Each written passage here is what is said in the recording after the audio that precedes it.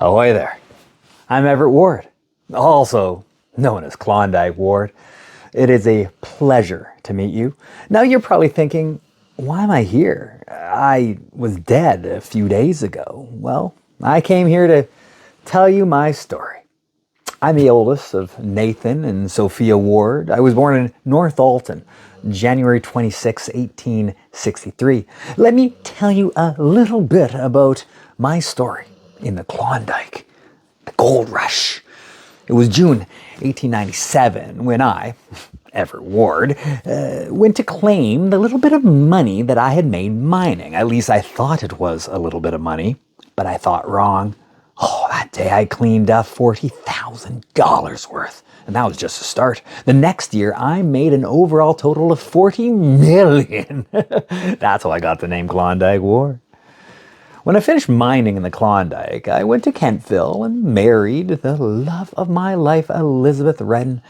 2 years later, March 14th, 1901, our daughter, Evelyn Ward, was born. I wanted to follow my dream and build my dream house and turn it into a summer hotel on top of Prospect Avenue. But life was just too busy, so I put pause on that dream for a couple of years. 1905. I got to pursue my dream of building my dream house, summer hotel, also known as the Ward Mansion. I built my mansion on top of Prospect Avenue, but the second floor was never fully finished. There was also a suite decorated with mahogany, shipped from Jamaica. Today, when I went back to the top of Prospect, where my mansion was built, my mansion was gone. Gone, I say, gone! But I bet you already knew that. Now, there's a new, more modern home there right now where my mansion used to be, but it's not nearly as big as my mansion. I was told that my mansion caught fire in 1965 when the Healys, the people who took over the land after, they were clearing the land for horses, and a spark caught the wind and landed on the roof of the mansion, which at the time was wooden shingles. When the spark landed on the roof, the mansion caught fire and burned down. Only a few things from the mansion were saved, like some bricks, wood, keys, doorknob, and the stairs from the mansion. I loved that mansion so very much. It is sad to see it gone, but I know there will always be love for that mansion through the Healys and the town of Kentville. A little while after I built my mansion, my wife Elizabeth died. I wish I could have said goodbye to her one last time. In honor of my wife, I named Elizabeth Street after her. I also built some houses near the intersection of West Main Street and Elizabeth Street and built some buildings and stores, which 2 stores are still standing today. After a while of my wife being gone, I remarried Flora. After building all those houses, I started to have bad health for many years and died unexpectedly November 3rd, 1934. That, my friends, is my, Everett Ward's, story. All my fun adventures, I would 100% do it again. I hope you have a great time listening to my story. And I hope to come back to tell you my story again. This is Everett Ward, signing out.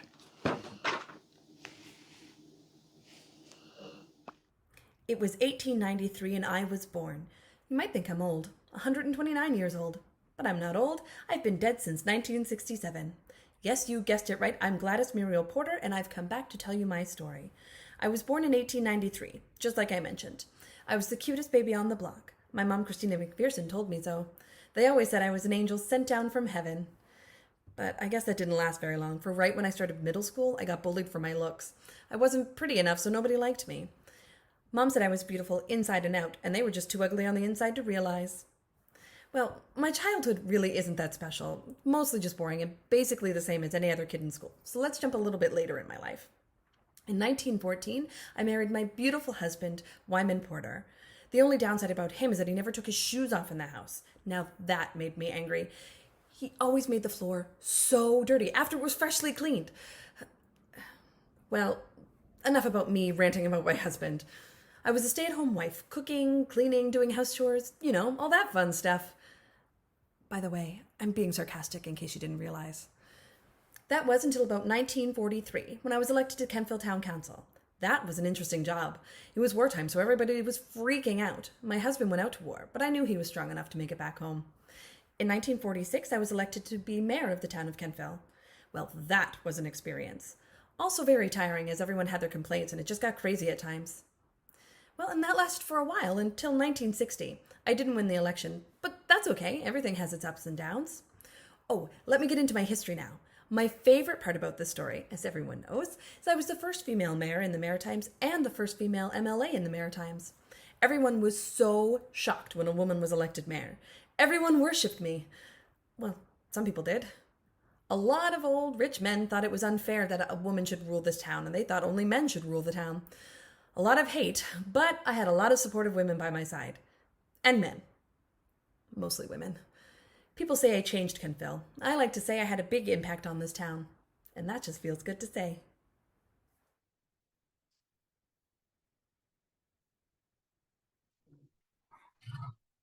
I stood before the injustice court, awaiting my punishment. I could only hope they would have mercy for my crimes. Apparently, wanting to remain neutral instead of joining the British Empire is considered treason. I don't see why, though. I mean, sure, I was born in Armagh, Ireland, back in 1741, which has always been loyal to the British, but I immigrated to America in 1773 and have been living in Philadelphia since. So it was only natural for me to want to remain neutral. Oh, I'm Henry McGee, by the way. I assume most of you haven't heard of me, and those who have are probably confused because, well, I'm dead. Mm, Spoiler, sorry. The strangest thing happened to me today. I woke up in the Oak Grove Cemetery, which was also weird because dead people don't usually wake up. I was above ground, which was also weird because last I checked, people were buried underground. I opened my mouth and took my first breath in centuries, and boy, did it feel good. I looked around and I saw a stack of paper and a tool that I did not recognize.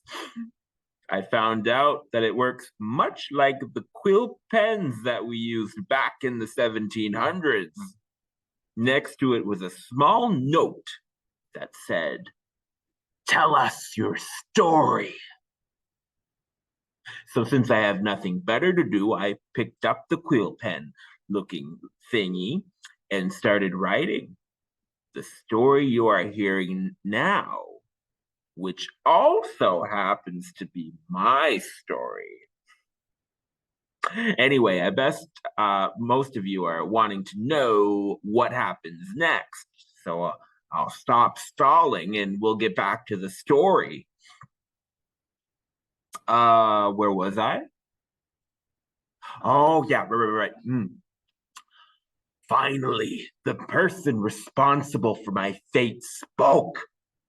I remember those words he said very well.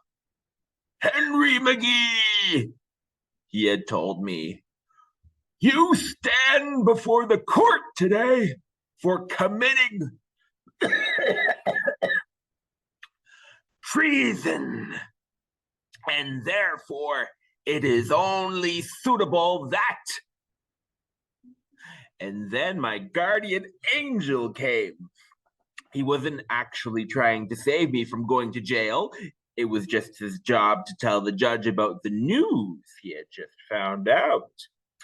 The man who came to tell him the news, although it just so happens to be the guy responsible for my files, he went to the judge and whispered something to him.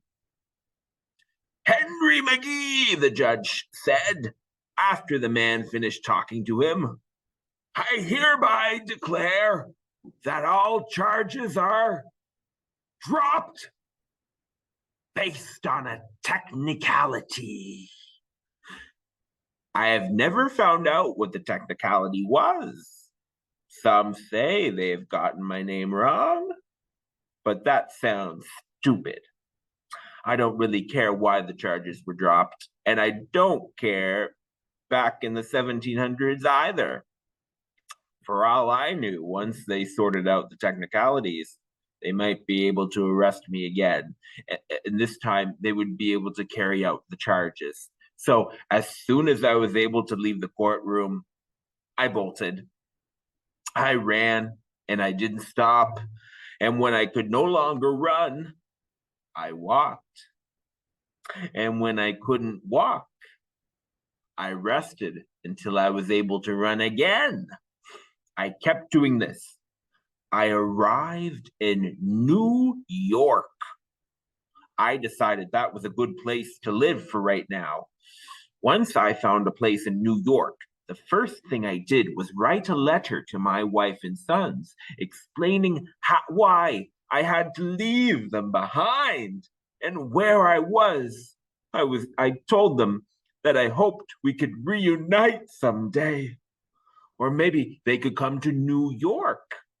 Then I gave her my address so they could write to me. A few days later, I received a letter from my wife. She said she understood why I had left, but sadly, they could not come to New York because the journey would be too hard since my second son, he was really, really young, really little. She hoped we could see each other again someday and wished me good health. A few weeks later, I received another letter from my wife, which I thought was odd. As I read the letter, I started to get angry. The letter said, "The Americans came to our house today and kicked me and our kids out. I think they've had thought you joined the British since we are Irish. We are safe, but we are fleeing to Canada. Be careful." She then gave me the location to the place she was currently staying before they continued their voyage to Canada. Then she gave me the location so I could write to her, just like I gave her mine when I went to New York. As the time went by, the American Revolution started to get bad, and I started to regret my decision of not joining the British. I was born loyal to them. Why didn't I stay loyal to them? If I were to ever see my family again, the fighting had to stop, and I had to do my part to make sure it did. But I would not do that by supporting the side I had always been loyal to. I'd gotten word that there was a group of British loyalists in Philadelphia. And after debating for a long time, I decided to make a journey back to Philadelphia and join them. The journey back to Philadelphia was not as hard as the journey from Philadelphia to New York, because this time I got to travel by train instead of foot. And when I got there and asked to join the Loyalists, they accepted me immediately because of the fact that I was Irish, which was loyal to the British, which was a huge relief because I thought that they might have heard about how I originally said no to joining the British, saying that I wanted to remain neutral, and then got arrested for treason, and of course not wanting a group of British royalists, but the actual British soldiers and the king fight for England from England. Yeah, you know. After I joined the group of loyalists, they told me I was going to be stationed in Canada, in a place called Nova Scotia. I was pretty excited about going to Canada because in the last letter I got from my wife, it said they were fleeing toward Canada. As soon as I found out I was going there, I wrote a letter explaining how I joined the British and I was being stationed in Nova Scotia, and I told her to meet me there. I traveled to Nova Scotia by train. I was placed in a small village in Nova Scotia called Kentville. And when I arrived at my new home, my wife and kids were waiting for me. I served with the British Loyalists until the end of the American Revolution, and when the war ended, I got a bunch of land in Kentville, the place where I'd been stationed for the whole time the war was going on. And since the war ended, I decided to leave the British Loyalists and put that land to use. Kentville did not have a big population, but they also did not have a lot of shops. So I decided it was about time Kentville got a general store, which I finally opened in 1785. It did pretty well. I had quite a bit of business and worked in the shop for 21 years until I died of old age at the age of 65 on August 2nd, 1806. And that's it, my friends. This was the story of Henry McGee. And if you're still listening to this, thank you for taking the time to read about my life. You have no idea how happy this makes me. And now I can rest peacefully here at Oak Grove Cemetery. You may think that dead men can't speak, but here I am. Either way, I'm happy to have this final chance to tell you the story of my life. It all began in the middle of the winter of 1776, February 21st, 1776 to be exact. I was the second of 14 children to my parents, Joseph Bars and Elizabeth Crowell. We lived a life where we all knew each other's deepest secrets. We were also one of the first people to settle in Liverpool, Nova Scotia. But that's not a very exciting part of my life. Another thing my parents did was build one of the largest houses in Liverpool, and I've been told it still stands to this day. I began my job as a privateer against the French in the 90s, the 1790s, that is. I've been part of countless crews, and I have escaped multiple near-death situations, one of which being the Lord Spencer. It sank when it struck a reef in the West Indies, but I and the entire crew survived and were rescued by other Nova Scotian vessels.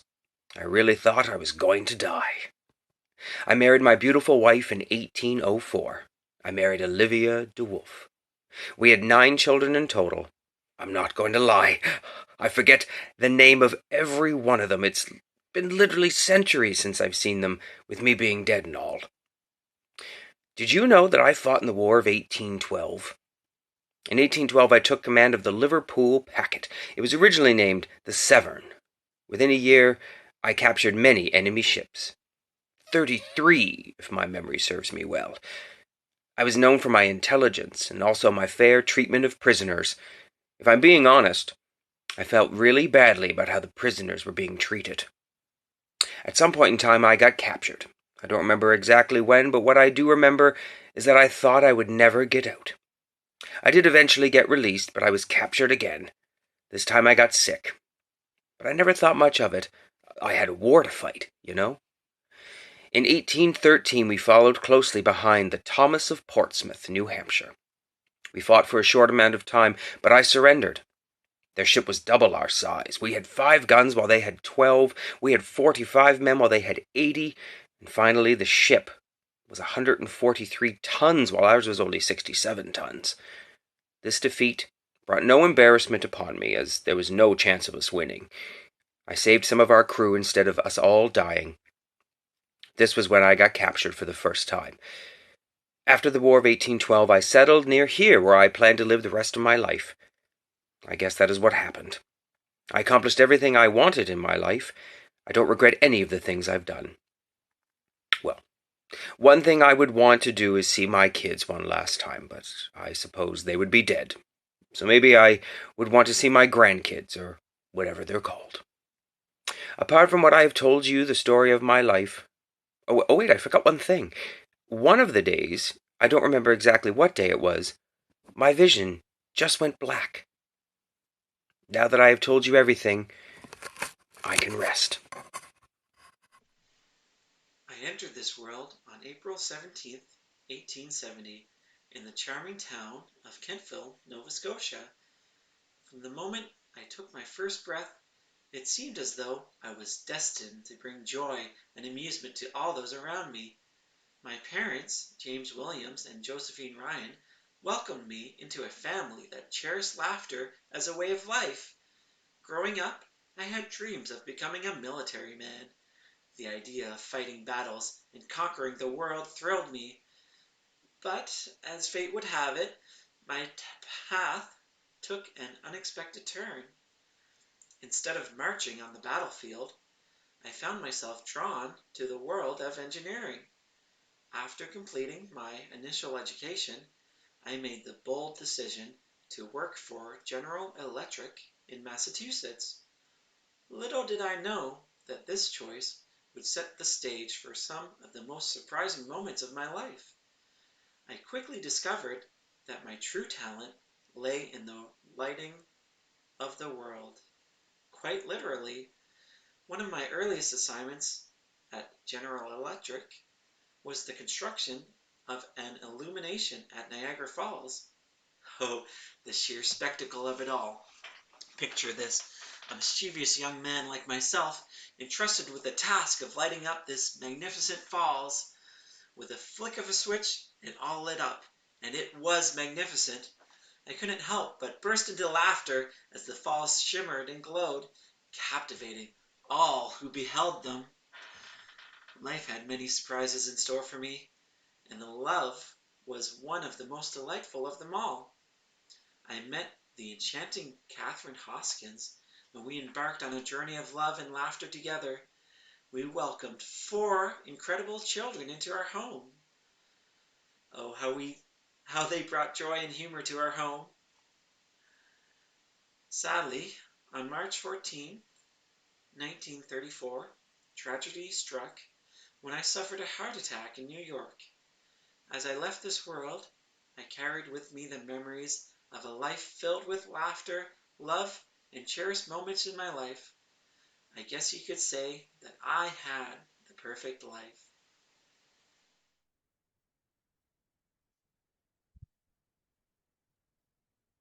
Gladys Porter was born on August the 4th, 1893.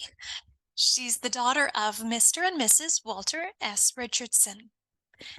They lived in Sydney for the first 19 years of their lives.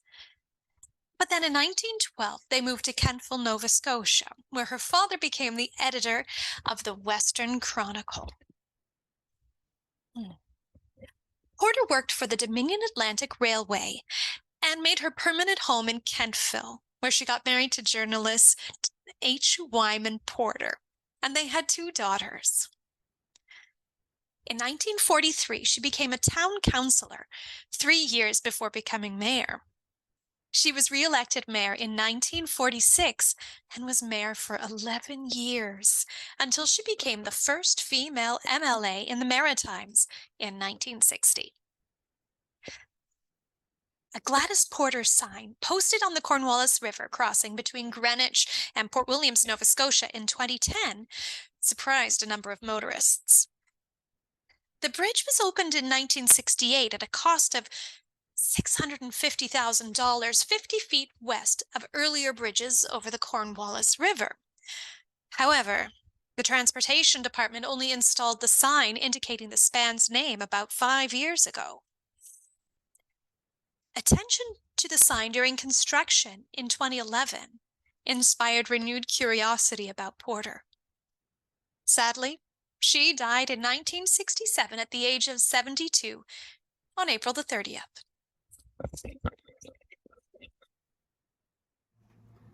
Listen up, young children. This is a story you'll want to hear. On February 21st, 1776, I, Joseph Brass, was born to Joseph and Elizabeth Brass. I dare say, out of all of my 11 siblings, I was probably the favorite child. I must have been. Wait until you hear what I've done. As a young lad, I was adventurous. And my family and I moved to Nova Scotia's South Shore. I love to explore, but I especially love the sea. So it was no wonder I became one of the king's best privateers. Now, I know privateers have gone a little bit out of style, so let me tell you who they were. We privateers are courageous people that the king hires to go and steal and defeat enemy ships. Like pirates, only legal. Anyways, my crew and I patrolled the seas to look out for French ships, and we brought back lots of booty for our king. We became pretty famous, if I do say so myself. I've been the commander of many strong fleets, ships, and many brave crews. But as if it could get any better, my golden age was when I took command of the Liverpool Packet during the War of 1812. My crew and I captured 33 ships. What a record! We fought valiantly, but you can never be the best.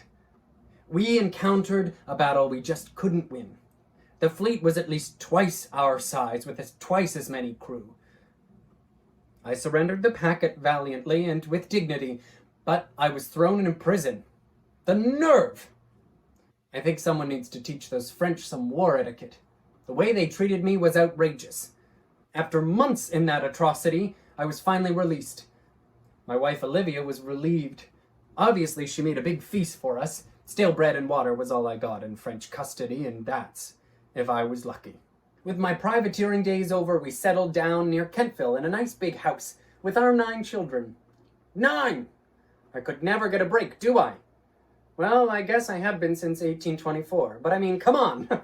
I died at age 48. But I've got a nice comfy spot here in Oak Grove Cemetery, and sometimes, if you're lucky, I'll leave my resting place to come tell you a story. Well, thanks for listening to this old skeleton drone on. Frankly, most people wouldn't stop to talk with a pile of bones, but you did. It was worth it. I am right. Hi, my name is John Everett Ward, but most people just call me John. And today I'm going to be telling you my life story and everything you need to know about me. I understand if you lose track because my life is quite complicated, so listen up. It's January 26th, 1893, and I just turned 32. I'm quite young, ain't I? Since it's my birthday, my wife Elizabeth decided to throw me a huge party. Elizabeth does a lot for me, and I don't know what I would do without her. I'm so grateful I can call her my wife and forever have her by my side. I just came back from the goldfields. I went there after I retired from the force. I was good at my job, but I saw more things than a normal human person would see in their whole life, and it started to get a bit overwhelming.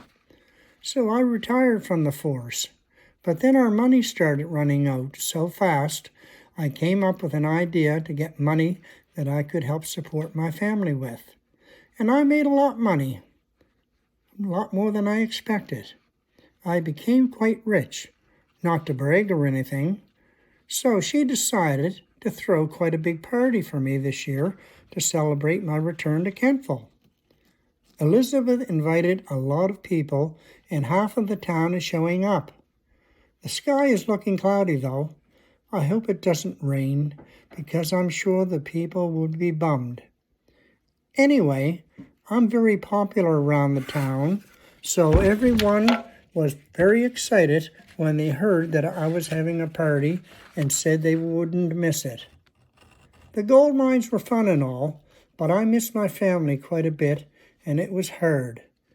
I usually saw them every day, but I hadn't seen them in a while, so this is a great time to see them all again. Although this is basically a reunion, I won't be able to stay too long because I have to go help construct a little building. I'm going to put my name on the top of it. I wonder if it's still standing in your time. That would be very cool.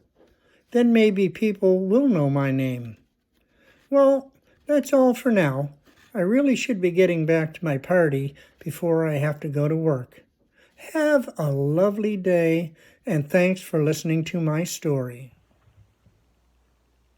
Hello, my name is Gladys M. Porter, and I'm here to tell you my story. It all began when I was born in August 1894 in the town of Sydney, Nova Scotia. Now I know what you are all thinking, and to answer, yes, I am 129 years old and dead.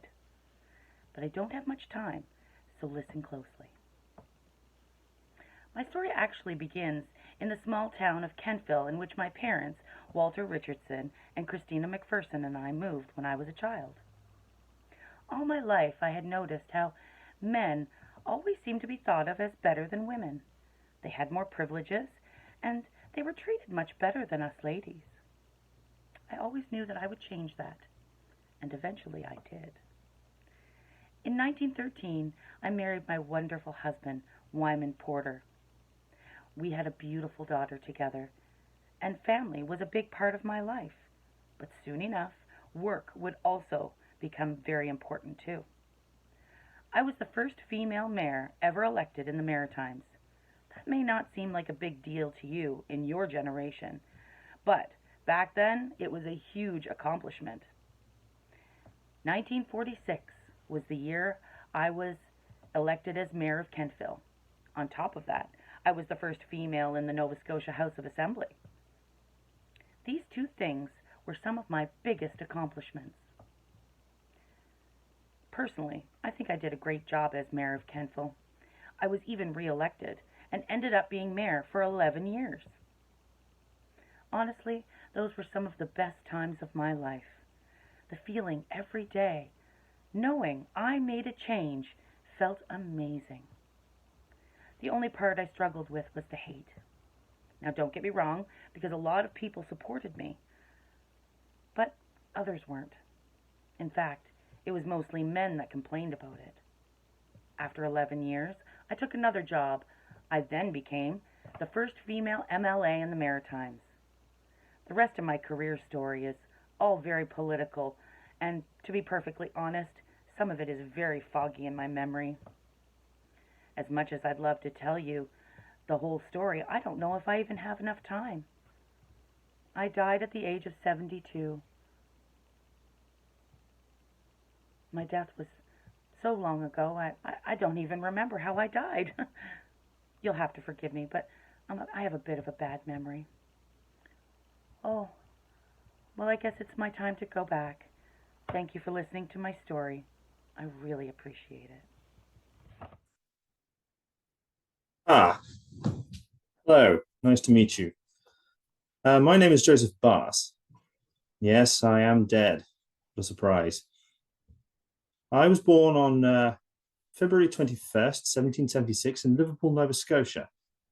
But I have come back from the dead in order to tell you my story. My parents were Joseph Bass also. I was named after my father. And my mother was Elizabeth Crowell. I'm the second oldest, but I have 13 other siblings. But I wouldn't tell you them all. There are so many. My father built the Bass mansion found in Liverpool, Nova Scotia, that I grew up in. It was built in 1798. It has 3 stories and 4 rooms per floor. And as I'm told today, it still stands, which of course makes me very happy. Now they have it connected to the Lanes Privateer Inn. My mansion is now known as one of the biggest mansions in Liverpool. Growing up, I learned to sail like my father did. When I was just 14, I joined my dad's salmon fishing crew and sailed along the Labrador coast. As I got older, I became a ship's captain, one of the most famous privateers, and a businessman. Later in my life, I captained the Liverpool Packet, capturing at least 50 enemy vessels. Of course, in 1813, following a battle with an American ship that far outsized and outgunned me, I then had to surrender the Liverpool Packet. Around that time, I had marriage on my mind, so I returned to Liverpool on March 24th, 1804. I got a bond issued for me and my wife, Olivia de Wolfe, the daughter of Judge Elisha de Wolfe, for us to get married on April 12th of the same year. I was so happy to get married to my lovely wife. I do wonder how she's doing now. Well, as I said before, my father owned one of the biggest mansions, and then I built one in Kentville and lived in it and had 9 children, and I've lived there ever since. That's basically my life for you, but now you're probably wondering how I died. It's August the 3rd, if I remember, in Kentville, 1824. I was 48 years old. Oh, I wonder how old I am now. I was captured by the Americans once, and they recaptured their ship. But later I had my second ordeal in an American prison. They finally released me only if I promised to never command another privateer vessel. I returned back home but got sick after being in the harsh prison and eventually died. Now I'm buried in Kentville at the Oak Grove Cemetery, so you can visit me anytime. Very happy to meet some of my fans. Well, thank you for listening to my story, and I hope to see you again.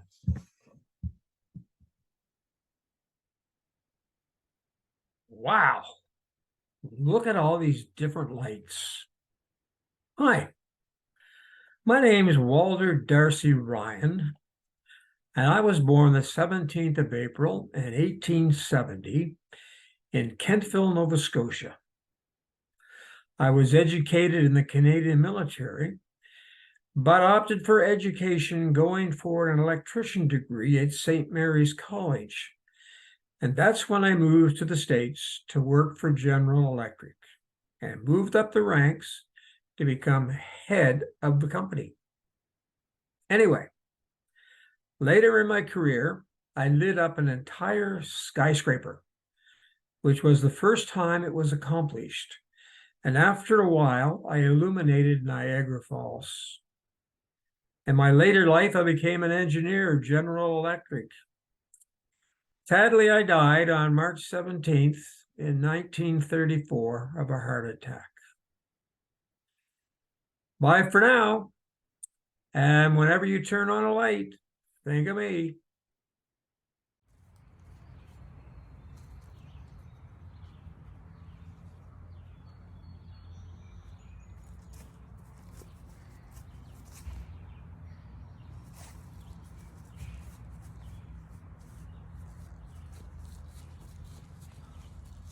Wait, what happened? I have no memory of who I am or what I'm doing here. The last thing I remember is fading away after my death. Sorry, spoilers. Well, it's been a few hours and I've been wandering around here. Things are starting to come back to me now. I think I'm in the Oak Grove graveyard. This must be where they buried me after I died, 1806. Nothing looks familiar. The gravestone next to me, though, it reads, died 2023. That means I've been dead for 217 years. Faith, how can that even be? Oh, what am I doing here? Sorry. I haven't even formally introduced myself. I'm Henry McGee. Well, now since I remember everything, or almost everything, let me tell you the story from beginning to end. It was 1774, on a cold, gloomy day in Armagh, that's in the north of Ireland, when I was born. As a kid, I had a normal childhood. I was raised by 2 loving parents. I had no siblings, but I didn't mind that because I was always getting all the attention I ever needed in the world. In the 1760s, I got married to the love of my life, Anne. After getting married, we started to think about leaving Ireland, going to Philadelphia, over in the American states. Well, at the beginning of our life together, we had everything going for us, but we thought it would be good to get to a new place and have a new beginning.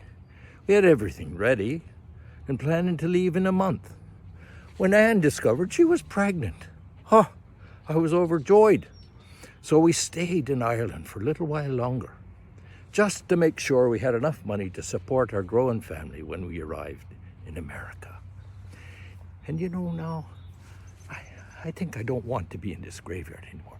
I think I'm going to go and visit our old house. It's just up the road. I'll see you there.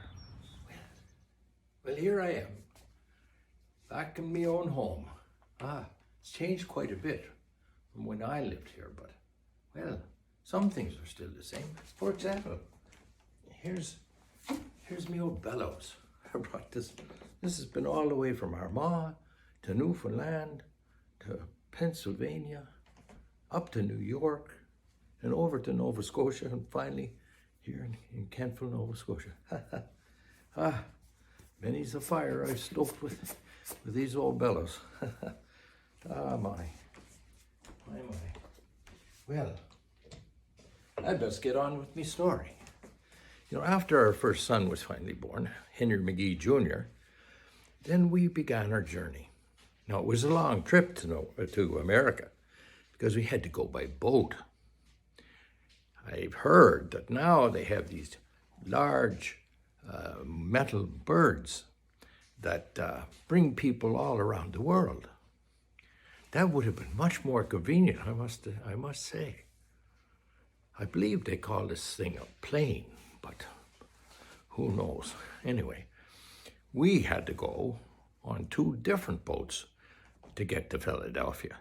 The first boat went from Armagh in Ireland to St. John's in Newfoundland. It was about 6.5 hours. Oh, no.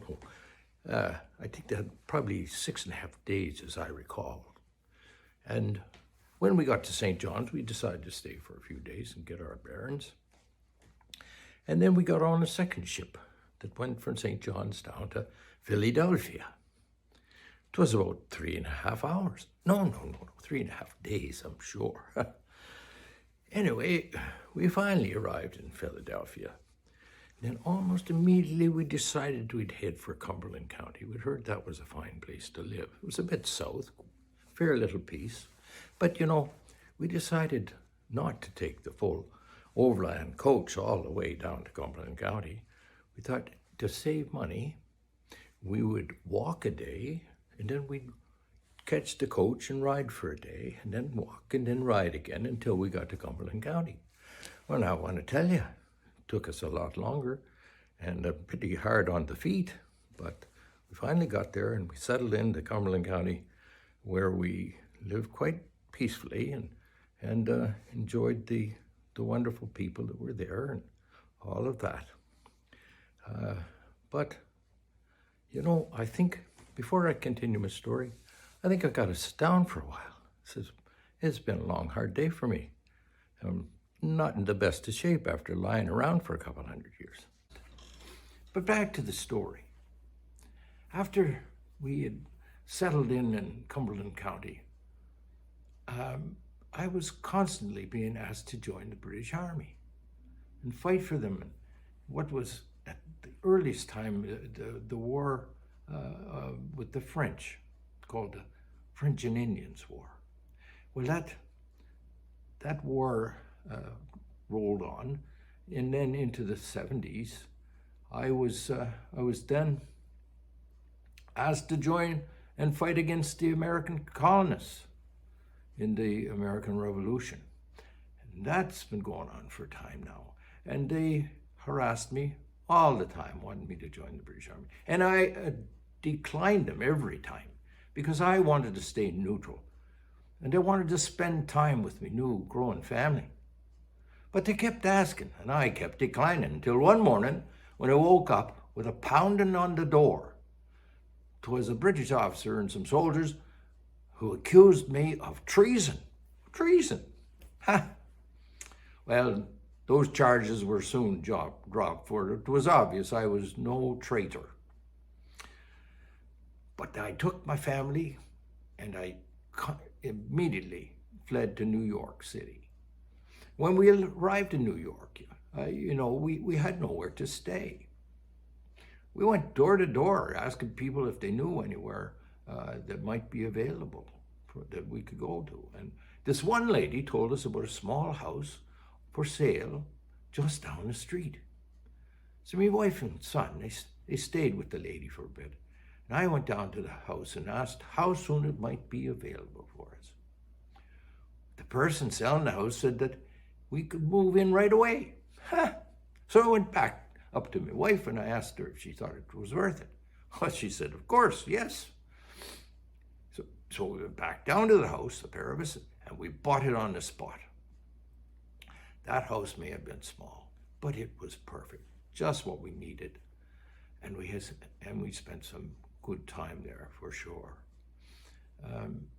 We'd been living in that house in New York for a couple of years, and I thought I was in the clear with the British Army, but no. One morning I woke up early, went out to the living room, grabbed a cup of coffee, and I ended up falling back to sleep in my chair. Eventually I woke up again and I decided to go out and sit on the porch. When I got to the door, there by the door was a letter with bright red seal on it. And I opened it up just to see what it might be. And it was from the British Army. It said this: Dear Henry McGee, this is your last chance to join us, or else there will be consequences. You have 10 days to respond, they said. And it was signed the British Empire. Well, I thought about that letter all day long. I knew the right answer, what I had to do the very second I saw the letter. But I didn't know if I would be able to leave my wife and family alone. At the same time, I knew that if I didn't, I'd be locked away forever. Well, after a few days, with a lot going on around us, my wife informed me that she was pregnant with our second child.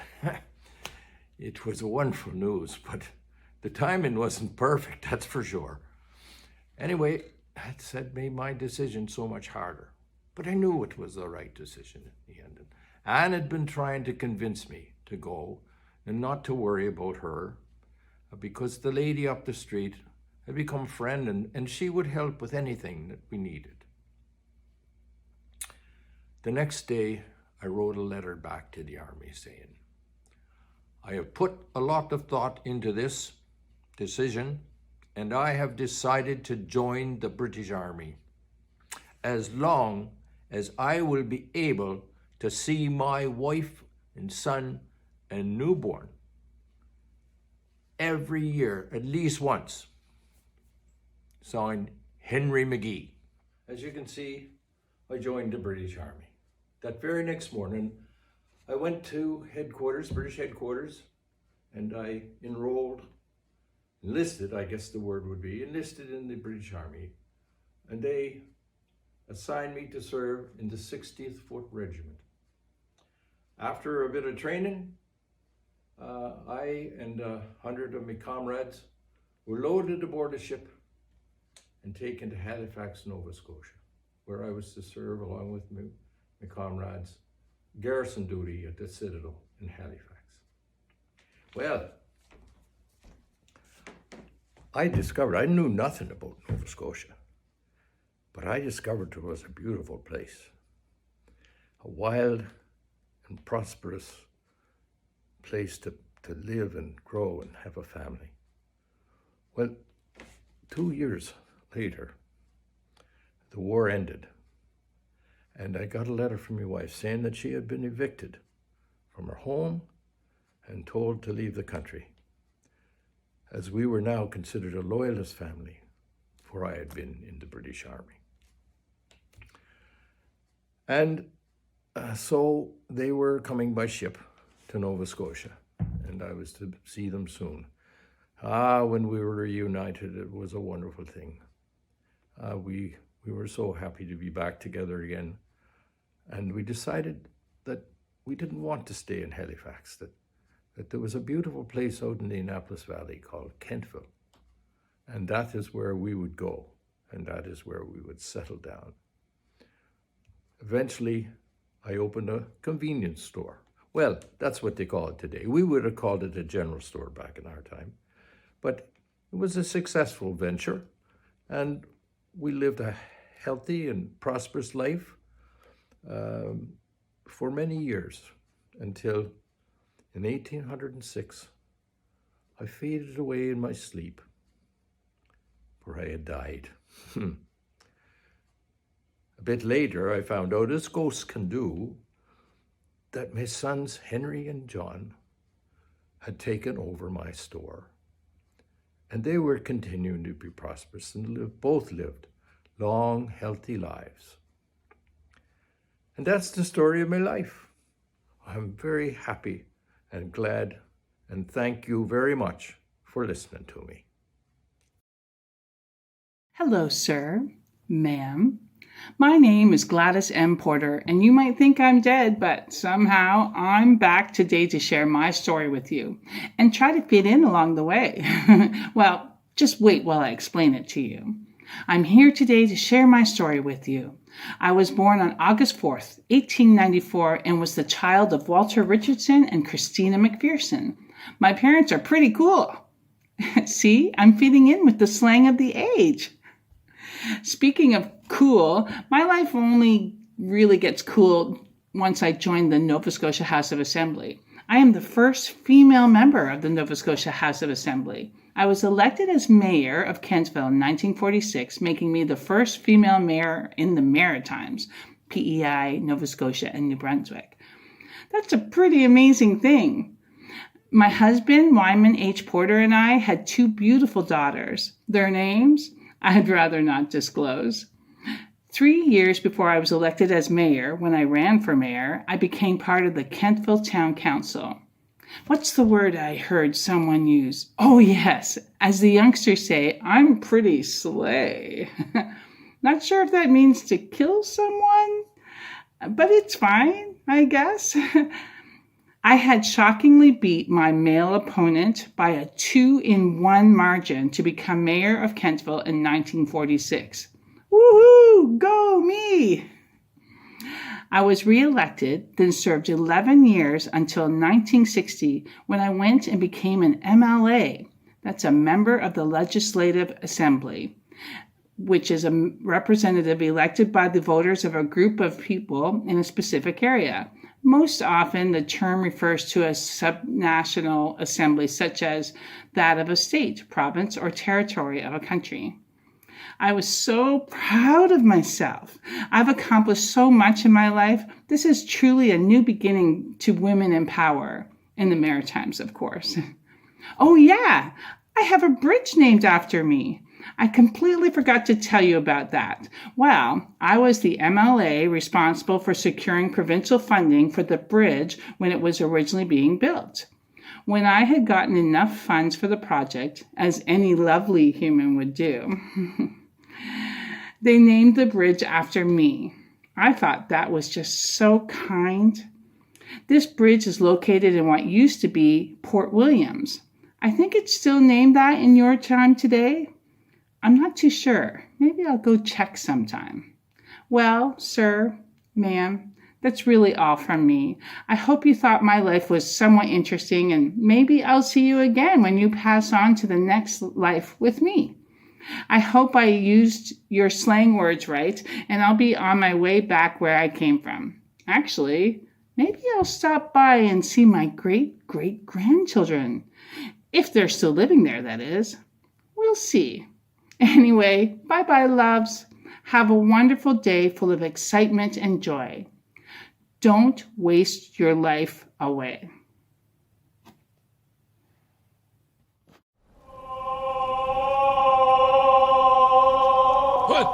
What? Where am I? Is this the graveyard where I died in 1824? All I could remember on August 3rd was that it was dark, rainy day, and my wife was with me and my 9 kids when I was just about to pass away. I think it's time to get up and maybe go find my family to see if they're still alive, because it feels like just yesterday I died. I see a sign. It says Oak Grove Cemetery. On my way downtown, I see this really fast car going down the road, and then in my old brain, I think to myself, it's not the 18th century anymore. So I went back to the graveyard to find my family graves. After that, I will tell you a story about my beautiful life and all I did. So, sorry for the late introduction. Hi, my name is Joseph Bars, and I will be telling you about my life. Now, let's go back to the 17th century. It all started on February 21st, 1776, the day I was born in Liverpool, Nova Scotia. I am the son of Joseph Bars and Elizabeth Grohl. I'm the second kid of 14, so I was always busy with siblings and doing a lot of chores around the house. At the age of 14, my father offered me my first job with his fishing crew. He was offering me to be a master of one of his ships. The ship wasn't that big, though. There were about 10 people on board. Then a few years later, in 1799, I was given my own ship. But sadly, it wasn't that big to go really far out to sea. When I was big enough to get a job, I was offered to be a privateer for the king. A privateer is someone that steals stuff under the king's name, but it is not a pirate. But I didn't really make anything till 1812. We were kind of struggling. But then the best day of my life came to me on April 12th, 1804, when I married the woman of my dreams, Olivia de Wolfe. Then later, we had 9 beautiful kids. But all of a sudden, I was making around $1,500 a month. It was great. And out of nowhere, news that a war from the States was coming. On June 28th, 1812, a war from the United States had arrived in Liverpool, Nova Scotia. But for some weird reason, in 1813, I found myself with a heavily armed American privateer, but left as soon as possible. After my long life as a privateer, I finally found and bought a farmhouse and a nice big farm for my kids to run around that is right near the place I love most, Kentville. Now, if you're going out the Bay of Fundy, I think somewhere out there. I used to keep my ship out there all the time. I was out on my ship so much that my mental health wasn't that good, so I stopped. Then a few years later, my immune system was just over. Then all of a sudden, on August 3rd, in 1824, there I was in my bed, crying in pain. I was just about to die at the age of 48. The last thing I saw was all my 9 children crying. Then all of a sudden, the thing I heard was, "I love you, Joseph Bars. See you on the other side one day." Well, that was a big part of my life. Well, thank you for listening to my story. Maybe one day you could go look in Oak Grove Cemetery for me and my family. To all the kids listening to this, I do not recommend being a privateer for that long and not having a great immune system. You lose so much time watching your kids grow up, and so much more. Although I hoped I wasn't that boring, but thank you for listening to my beautiful life story. Quick question. Can you still be a privateer in whatever generation you are in right now?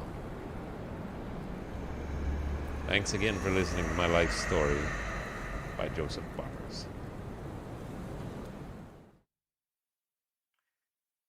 You may be wondering how I'm alive, but truly I don't know. But now that I'm here, I might as well tell you a story. My life began all the way back on April 17th, 1870, when I was born in Kentville, Nova Scotia. Growing up in Kentville was fun, and I was there for many years, 20 to be exact. But then I decided to move away to Lynn, Massachusetts. And after a year, I started working for the General Electric Company in 1901. The best thing and the worst thing I've ever done is light up Niagara Falls. That project took 30 nights of my life, and that was the first time Niagara Falls was ever fully lit up. That project was an incredible thing when it was done. Seeing all the shining lights behind that amazing waterfall. My life was something that not many people would have wanted, but it was mine, and only mine. I would not have changed a thing. Well, except maybe one thing. My death. I wish I died in a cooler way. Maybe like slipping on Niagara Falls. That would have been cooler than just a plain old heart attack. My wife, Catherine, was never a fan of my job. She always thought that I would get electrocuted, but I guess that never had to be a worry. My 4 kids were my whole world, but I never got to see them because they became full adults and achieved their own dreams. In 1908, a good buddy of mine, Charles G. Armstrong, and I lit up a full skyscraper for the first time, and that thing is beautiful. General Electric was the company I worked for. I worked there for almost my whole life, and in 1932 I became a consulting engineer. My life ended on March 14th, 1934. I'm pretty sure it was a heart attack because my heart got tingly, and then I heard a lot of people crying. Hi there. My name is Georgie Palmater Finney, but you can call me Georgie. I was told you might want to hear about my life. It's not that interesting, but if you want to hear about it, I can tell you a bit about my time before the Apple Blossom Festival, and more about my life if you'd like. So let's begin. I remember like it was yesterday that I was the queen of my neighborhood. Even from the young age of 5, I received the title of Queen of the Klondike. So, from a young age, I was on my way to the top. When I got older, I discovered we had no money. And my disabled father, who lost a leg in the First World War, raised his family of 6 children on a small pension. Fortunately, I was working at Robinson's dress shop, so I could get a dress for the Apple Blossom. I remember like it was yesterday. George Perkins, a traveler in clothing lines, learned of my inability to afford a long dress, and he sent me one for free from Montreal. He guessed at my size, and it was perfect. So I had a dress for the Apple Blossom. I remember the grounds were roped off to hold back the crowds, since there were around 10,000 people that attended. There were many memories from the Apple Blossom Festival, even though it was many years ago. A few days after the festival, on June the 10th, 1946, my photograph appeared in Time magazine at the start of an article about Nova Scotia's apple crop. I was finally getting recognized. It was the best time to be me. Sometime after the Apple Blossom, my uncle, the Apple Blossom China instigator, gave me an engraved watch, which I still cherish to this day. Everything was going well until I got older. I was told my 2 brothers, Lockhart and Donald, and my three sisters, Margaret Eaton, Jean Corey, and Dorothy Walker, were the most sad, since I found out that when I was 88, I sadly passed away on Saturday, September 1st, 2012, at home. At least I died peacefully. I would like to talk to you some more, but I have to talk to some other people, so goodbye.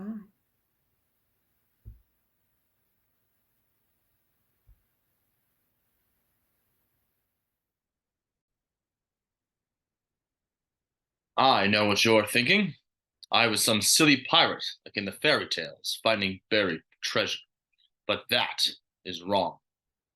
Have you ever heard of a privateer? Well, that's what I was. I had the coolest job. Now I am here to tell you the beginning to end. I woke up in the Oak Grove Cemetery, surrounded by tons of gravestones. I looked around, but no one was there. I don't know what is happening. If I am a zombie or something. I get up, but it's still dark out. I am beat up, and my clothes are the same ones I was wearing the last day I was here. Here, on planet Earth. I am here again. My first thought is, how is this possible?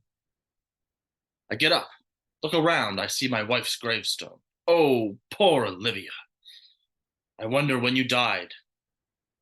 Her gravestone is covered with dirt and moss. I kneel down and try my best to clean it, but it's not much better. My head starts to ache, and I lay down, and then sometime after, I fall asleep. When I was young, all I wanted to do was be just like my father. Well, being the second child, my father had a lot of his attention on me. Well, when I was young at least. But after the rest of the kids were born, I was the last thought. I wanted to be the best, just like my father, and by the time I was 14, I was determined to be on one of my father's ships, in Liverpool. He finally brought me on one of his ships. It was only a fishing crew, but it was going to get me prepared. At least that is what my father said. It was hard at first. I was not in any way ready for the fishing crew, but I never complained once, because this is what was going to get me to be a privateer. By 1797, I was a master on my father's ship, but he said I was still not ready. There was too much I still needed to learn, he said, but I had enough. I knew my father didn't have faith in me, but I was ready. After 2 years, I got my own ship. It was small, but it worked. I was successful for a while, but I ran into trouble quickly after 3 of my crewmates were injured. We were rescued by another ship of privateers, luckily. They were safe, and they brought us back to Liverpool, and we had to start over again. Privateering was not easy, and it got even harder before the War of 1812, although I can't complain much. I was trading what I had in the Maritimes, and sometime in between, I met Olivia, my wife. And we decided to get married in 1804. But by the War of 1812, I was back privateering, and I never saw her much. I was very successful in the war. My crew and I managed to capture 33 American ships. But as I said, trouble is very easy to find, and this time it was worse than I thought. In 1812, I found myself with a heavily armed American ship, and my crew and I were forced to surrender. My crew was set free, but I was kept for confinement, and I was not allowed to return to Olivia for several months. I was beginning to think they were never going to let me go. By 1814, I decided to steal one of their ships as an armed trader. I traveled back to Liverpool to be recaptured, and the reason was I supposedly broke my patrol sometime. It was awful knowing that Olivia had known little to nothing about this. By 1815, I was legally allowed to return home, and my health was in terrible shape, and I was possibly injured after being captured. Olivia and I decided to move to Kentville when we were reunited in 1817. We bought a farm there because it was close to Olivia's relatives and away from the sea and my bad memories. Although I loved privateering, I knew it was time to settle down.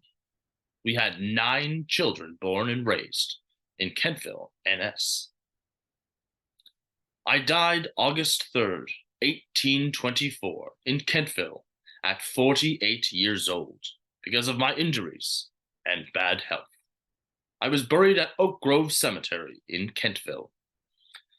Although I still miss the sea, sometimes I know I made the right decision on moving to Kentville. I had a pretty wonderful life marrying the woman of my dreams and doing the job that I wanted to do since I was little, having kids and getting to see them grow up. I sit up by my grave and smile, thinking back to the wonderful life I had lived. Thank you for letting me tell you my story. I hope one day you are as successful as I was.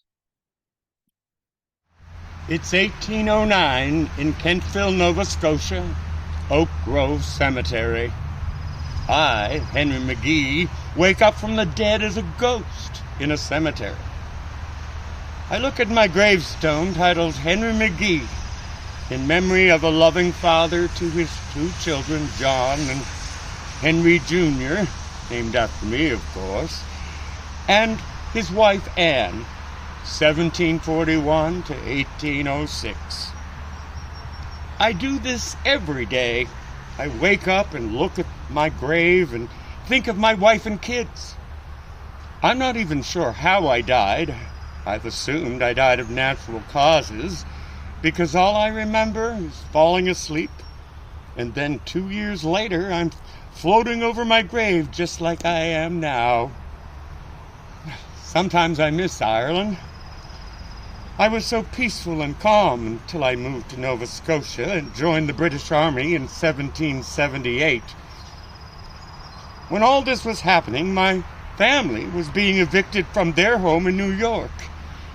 Man, I was sad for them, but I had to keep focusing on the war at the moment.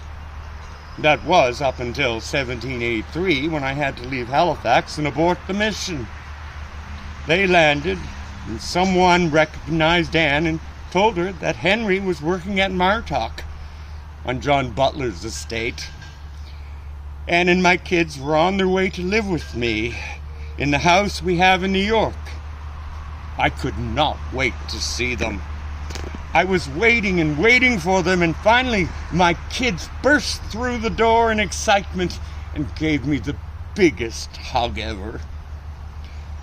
John and Henry Jr. immediately went to check out the house. Anne walked in the door carrying 2 bags and a suitcase. I ran over and gave her a hand.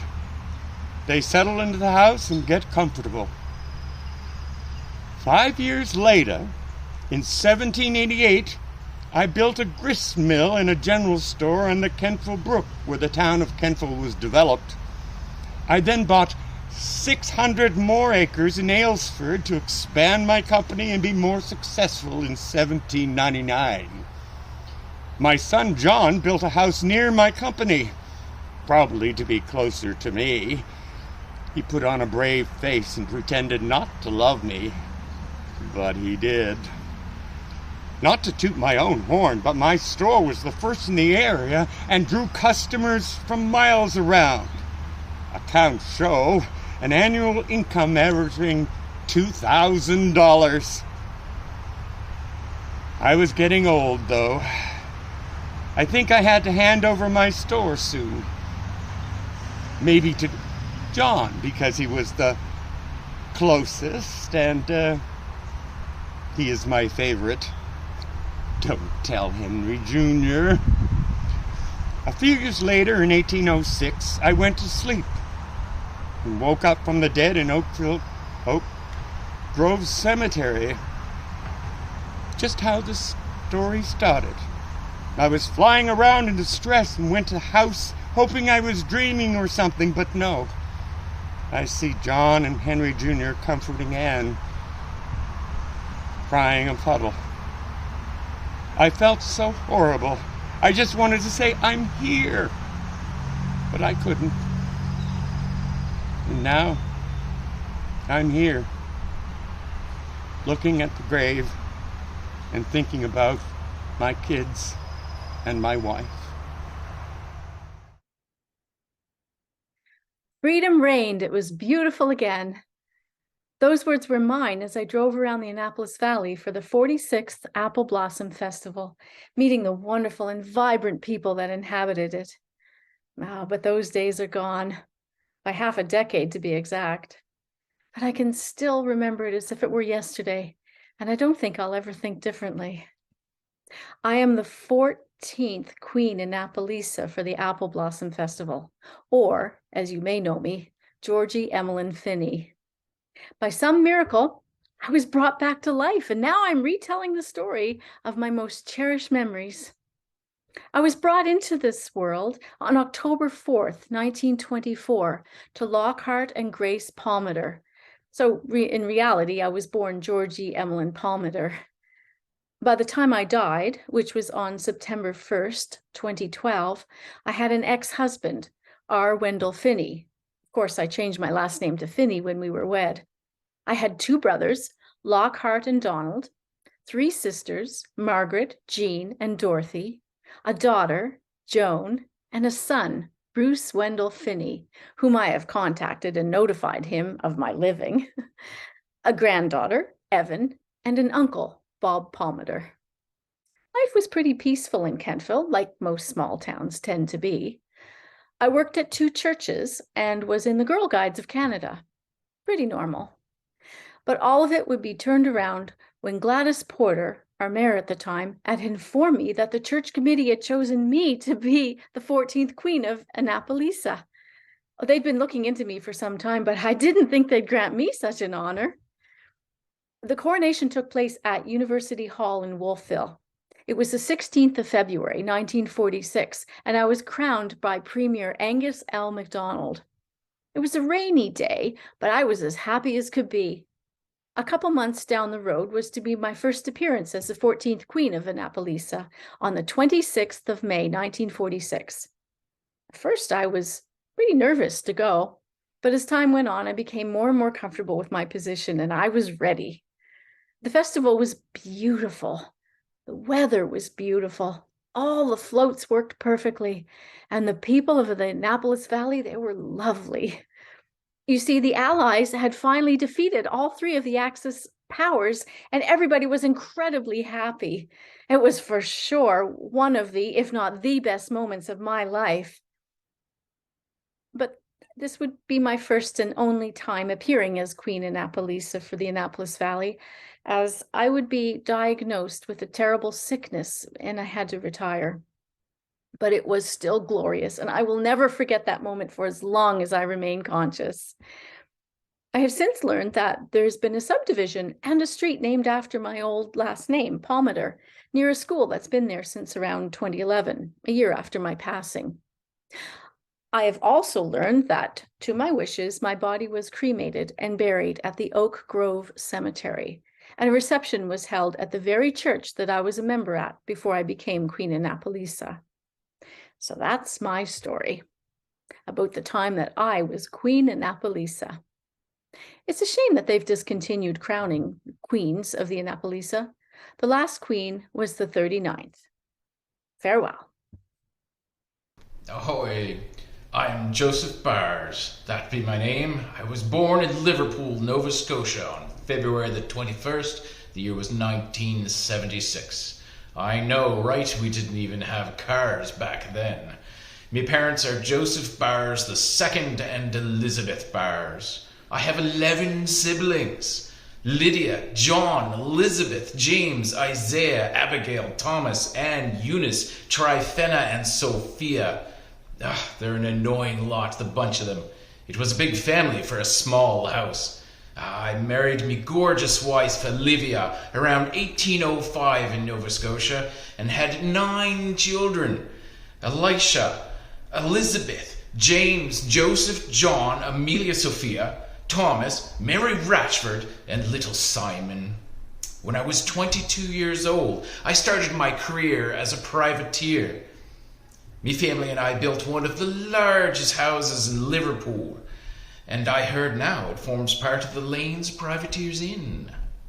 I served as one of the most successful privateers during the War of 1812. I captured more than 33 ships. Pretty impressive, if I do say so myself. When my days of being a pirate were over, I bought me a farm in Kentville. I stayed there until I died the 3rd of August, 1824. Now I rest in the Oak Grove Cemetery in Kentville. Come and visit me. We'll have a talk. Hi, my name is William Bennett Webster. I'm coming back from the dead to talk to you about my life story. I was born January 18th, 1798 in Kentville, Nova Scotia. I was the oldest of 3 boys, and my mum was Prudence Bentley, and my dad, Isaac Webster. I spent my days in the town of Kentville, enjoying seeing everyone get older, until I grew up and went to the University of Edinburgh to study medicine. After my years were over, I decided to make my way home around 1826 to see my family again. Soon after I came back, I proposed to my wife, Wilhelmina Moore, the prettiest person in the world. That was September 11th, 1826. We enjoyed the year together until we decided to have a kid, William F., born in 1829. We enjoyed the year as a family. I soon got the job of a doctor, and I performed the first successful eye operation in 1859. After my success, I was elected to the town council in Kentville and was soon elected to represent Kings County, Southern Division, and held that position until my so-called death. Apparently, I died at the age of 63 on April 4th, and somehow my wife had a longer life than me, dying at the age of 82 in 1885. My son was nowhere to be found. Well, thank you. William Bennett Webster thanks you, Sophie Rose. Hello, I'm Gladys Porter, and this is my story. Let's begin. It's 1893, and I thought to myself, why is it so bright? I'm being born! I'm not going to go into detail with this, but we began our start home. It was difficult and cold for me as a baby because cars were not very well developed back then, but if you're hearing this story, I made it through.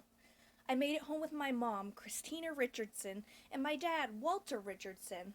They never told me if they were married or not because they don't have the same last name, but anyway, it was a nice summer day. My parents sold their home in Sydney, Nova Scotia. We are moving to Kentville, I heard my mom say to my dad. It was a long car ride at 9 hours. Our car was slow, so we couldn't do highway speeds. My parents sent me to an old school that had a basic name. I can't remember it. I had my friends Tanya and Jerry to hang out with. Those years in school flew by, and they were some of my best memories.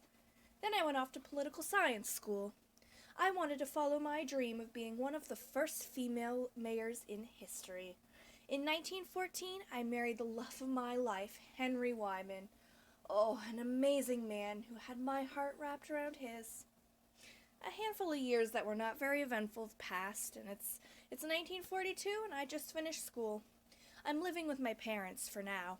I don't talk to my old friends from school much anymore, but I do miss the memories. 1943 came around, and I ran for mayor in Kentville, and I was elected mayor in my own town. Oh, I was over the moon. 3 years after the fact, I was named a member of the Order of the British Empire, and I had a road named after me. Later on in life, I decided to do something else, so I ran as a progressive conservative candidate for the district of Kings North. A year or two later, I was re-elected to the legislature until I, Gladys Porter, had my final day on this beautiful planet, April 30th, 1967. That was when I took my last breath. I left everything I owned to my 2 wonderful daughters.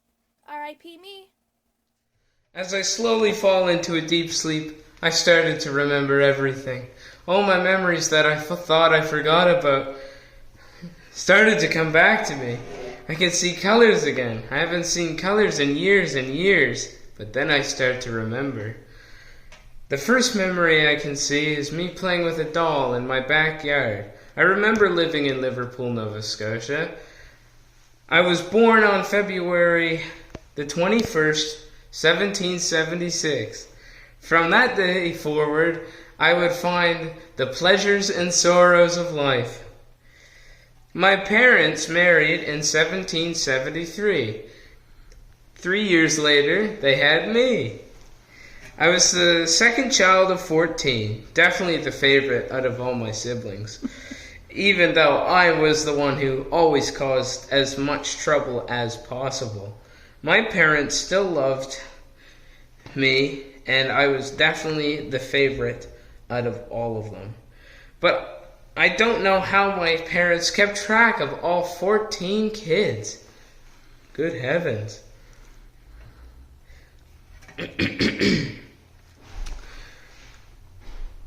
My house was so big, one of the biggest in Liverpool actually. If it weren't for my parents, I would have lost all the 14 kids myself. For the most part, my parents were pretty easygoing when it came to letting us kids be free. The only time they wouldn't let us be free is when it was thundering and lightning outside.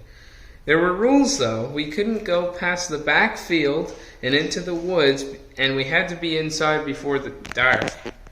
There was an old shack far back in the field just before the woods. Me and my siblings always went to decorate and fix up.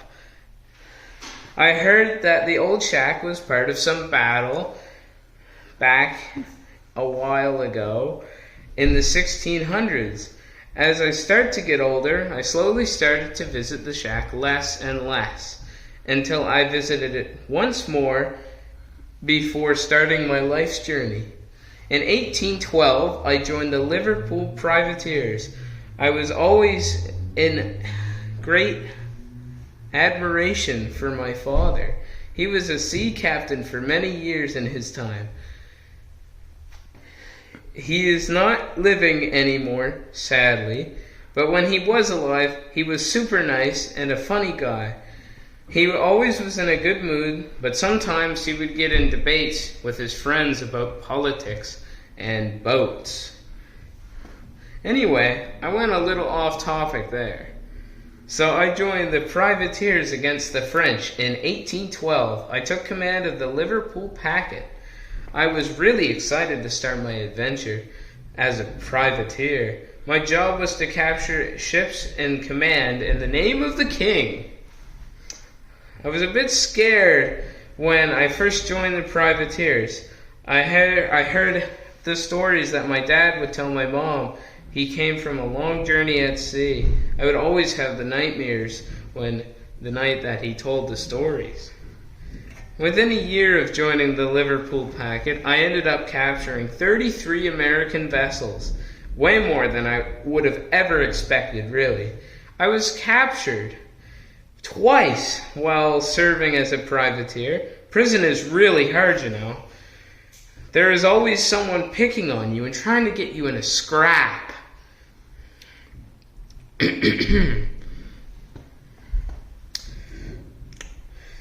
The guards were hard on me as well. I figured that it was because they knew my background of being a privateer. After I was relieved from my second time serving in prison, I wanted to take it easy. I decided to move to Kentville, Nova Scotia, only about a 2-hour drive from my hometown Liverpool. In 1804, I married my lovely wife, Olivia D. Wolfe. Everything about her was great, except one thing. Her father was super strict and scary. He was a judge. You can only imagine his personality. I had 9 wonderful children, 5 fewer than my parents had to worry about, and I would never be able to keep track of those 14 kids that they had. All of the glory of my life ended on August 3rd in 1824 in my beloved home. No one knows how I passed away, but I figured I caught something in prison because I was only 48 years old when I died. There are probably so many bugs going around in there. Now I lay on Oak Grove Cemetery in Nova Scotia. All I see is darkness now, no colors, and when I was alive and healthy. Anyway, thank you for listening to my story. Have a great day. It was March 14th, 1934, and I, Walter Darcy Ryan, was feeling a lot of discomfort in the left side of my chest. Then my vision went black for a couple seconds. Then I saw people screaming and crying, but I didn't know what was wrong. Then I saw someone on the ground, and they looked exactly like me. Then, what do you know? I died.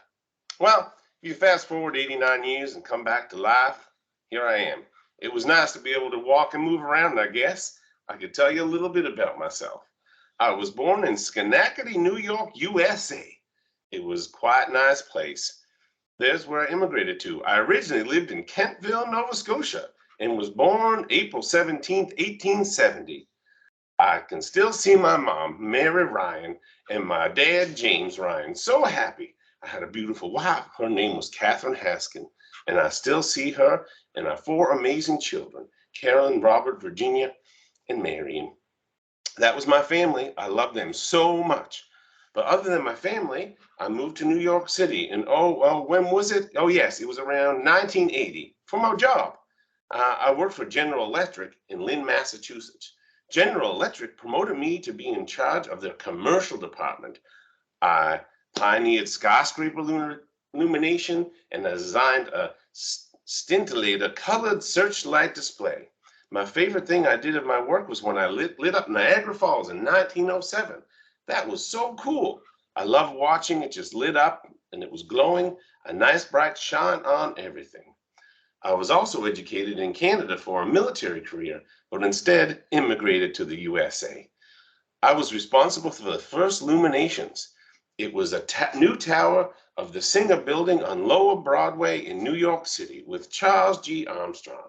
It was lit from the base of the 34th floor where I was to the top of the tower, and it was outlined in 1,600 beautiful light bulbs.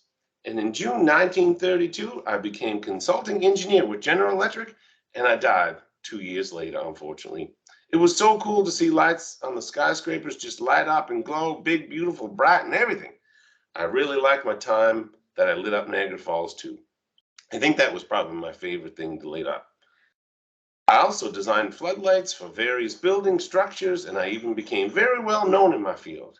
That was pretty fun, and sometimes it was really boring, but most of the time it was cool and fun designing floodlights. And that's really all I have to say about my life. It had ups and downs, but overall I think it was a good life with my amazing wife and my amazing kids. Thank you for listening to my story. Now I'm going to go have a nap. We'll see ya.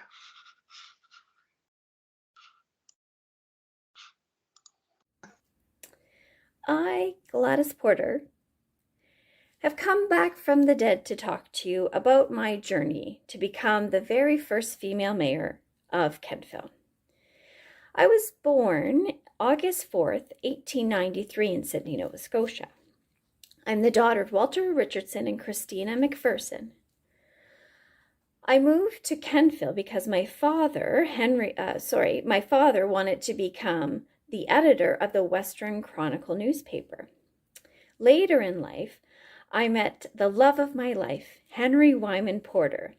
Now, how we met was, that's a story for another time. But we did fall in love, and we decided that we would get married, and we would have 2 daughters. Now, I decided that I would like to try to be elected to the Kentville Town Council. But being a woman, I knew it was going to be hard. But I did just that. I was elected to the Kentville Town Council in 1943. My mind is made up.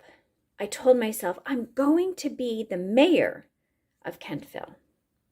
I didn't want people to vote for me or against me as a woman, but only as a human being, because all human beings matter. Becoming mayor was a big dream of mine that I had my whole life. So if I'm not elected mayor, then I'll be a little bit upset. I worked as hard as I could. And in 1946, 1976, I was elected mayor of Kentville. Now, you see, if you have a dream, you have to go for it. You never know what will happen. Then, a long time later, I died in 1967 at the age of 73 in Kentville, Nova Scotia. Then I had an old friend come and tell me that there was a bridge in my name. The bridge was made in 2010. It's over the Cornwallis River and crosses from Greenwich to Port Williams. Gladys Porter Bridge. Well, it's getting really late, so I'm going to go back to being dead. So I'll be back. Bye. Hi there, my name is Joseph Boss. Now you may have heard that I captured a couple ships in my very short lifetime, but I guess the most interesting one was when I captured the Severn. That was captained by Richard Drew. Now before that, I was an officer aboard the Charles Mary Wentworth. Wait, first I should tell you about myself. A bit, of course. That is only if you want to know. You do? All right. Well, first, I was born on February 21st, 1776. I was the second of 14 children. You see, my father was a representative of the House Assembly and a leader in the town that I lived in as a child. But by the age of 14, I was already at sea on my father's salmon fishing boat. In 1797, I was already the captain of one of my father's ships. A bit later, I became the second lieutenant of the Charles Mary Wentworth. In October of 1799, I was given a smaller command, the Lord Spencer. I raided over 30 ships in the honor of King George III, and obviously, one of them was the Severn. Richard Drew was a great ship captain, but as a seasoned privateer, we captured his ship rather quickly. But unfortunately, my memory's not what it used to be, so I can't elaborate. After being in prison for the second time, it sadly broke my health. Eventually, I passed away. I've been told that I was buried at Oak Grove Cemetery in Kentville. And that is the end of my story.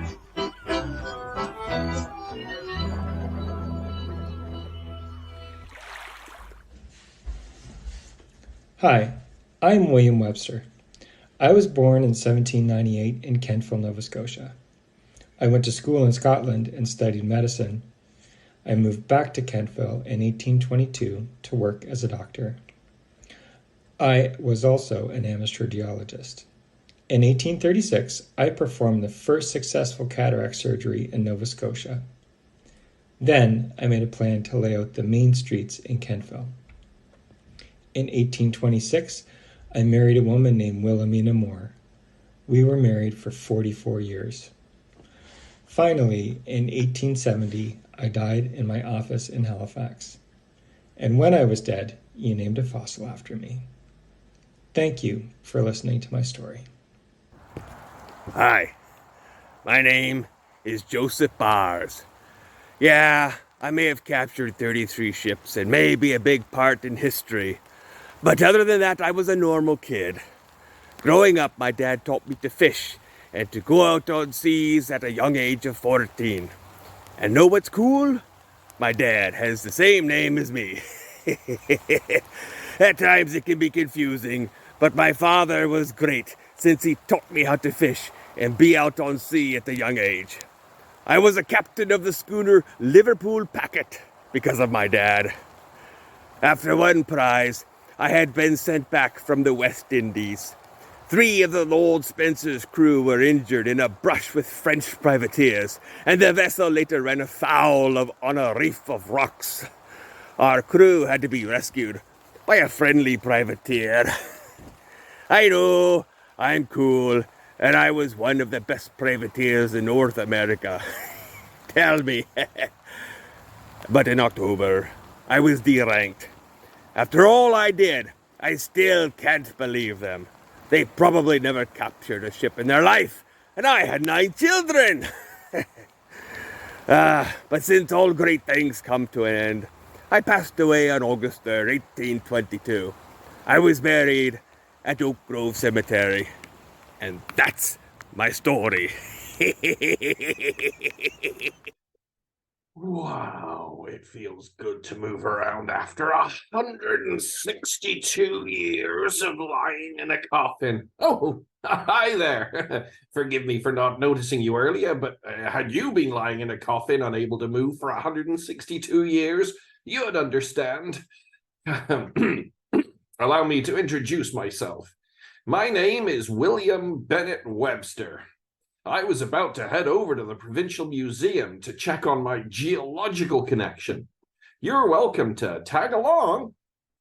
These roads that we're driving on, I laid out the plans for them. Well, a few friends and I. It's a lot harder than one would think. You want to have at least 2 ways to get everywhere in case one of them needs repairs. But you can't have too many roads. If you do, there won't be enough to place parks and build buildings. Another issue we encountered was money. We had to try and be cost efficient as well. I would stay up late working on the plans until my wife, Wilhelmina Moore, came into my office. "William Bennett Webster," she would say, "you get yourselves up to stairs and up to bed. You won't be able to think properly if you're tired." You wouldn't know what happened to her, would you? No, I didn't think so. That's okay. Oh, look! We're here. There's one really, really cool rock I want to show you. You see this rock here? I found this one on the campus of Edinburgh University.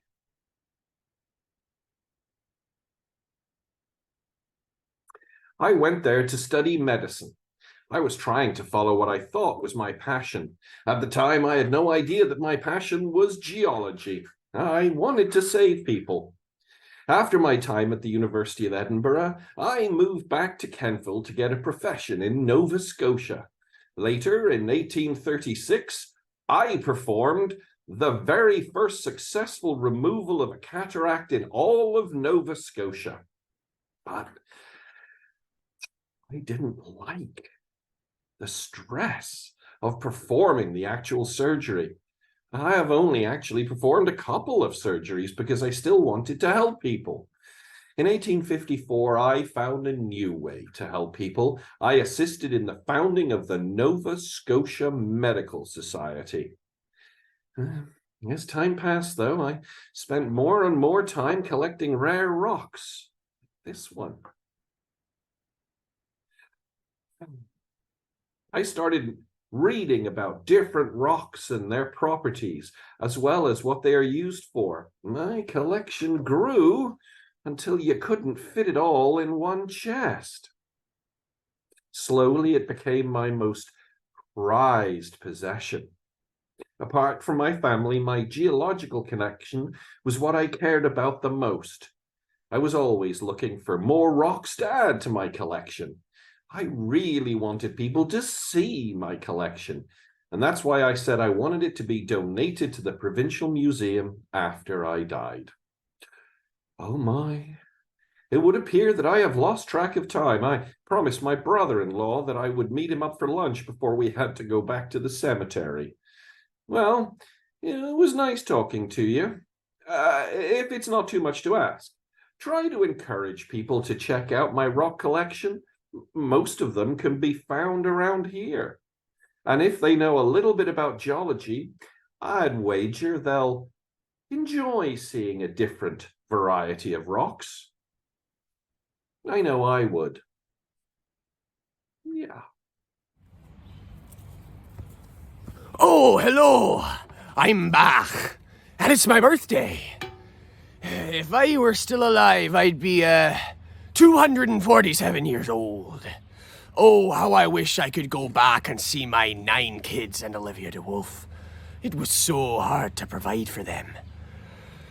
Being a privateer and all was still not cutting it, so I broke my oath to my boss.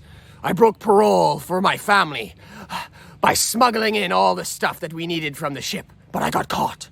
Twice! As you can tell, it did not work out for me in prison. Because now I'm in the clouds, looking down at my old house that's now a hotel. Arr. Okay, and now I'm gonna tell you something that no one else knows. It's a pretty cool story. It all started back in prison. They finally gave all of us a gift for good behavior. We got to listen to some music, and the guys got a little carried away and started singing and jumping along. I tripped and fell under some of the scariest men within the bars. I kinda got trampled on. It felt really weird on my hip for years on end. I was taking a little stroll to Kentville, Nova Scotia, and out of the blue, I started to have this feeling in me hip, none like I've ever had before. Then I saw Elvis Presley singing. Well, Michael Jackson was doing a little boogie. Well, I've got to go now. I'm pretty sure Kobe and all of them are throwing a little party. I think I hear some balloons popping. It was probably Dr. Seuss. I've got to go eat some cake. I don't want to be late. Yeah.